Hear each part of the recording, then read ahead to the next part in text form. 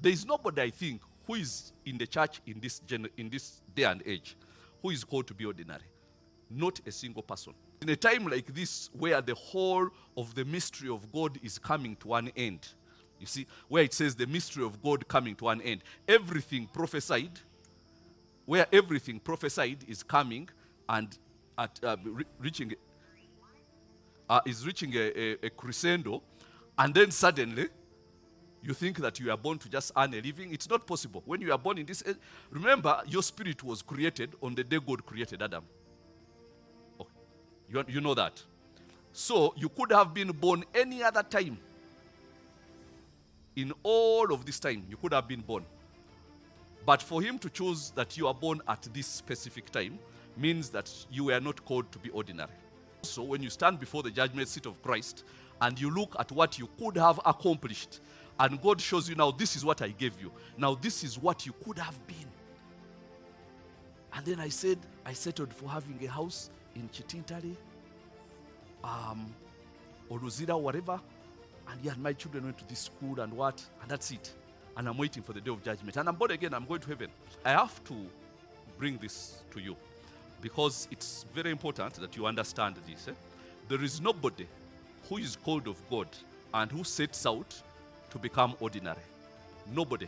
Actually, not even that. There is nobody who starts any venture in life and says that I just want to be ordinary. I don't want to be extraordinary. Nobody starts anything and they say, no, it doesn't happen like that. But then so many of them end up like that. And there is a reason why.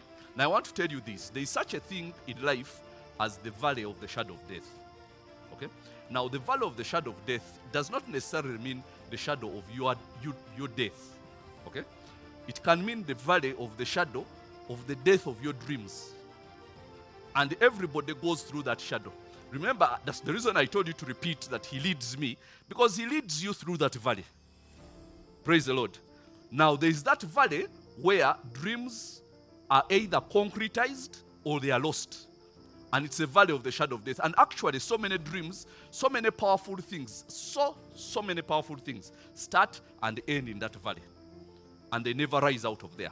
But those which do come out, and they come out stronger, and they are concretized. Everything, every ministry, every venture, every business, everything is tested and has to go through the valley of the shadow of death. After you've gone through the still waters, then you go to the valley of the shadow of death. Now that's where you start doubting everything you ever knew about yourself. But this ministry, is it ever going to be what the things I imagine, will they ever come to pass? That's where all the trials are in there.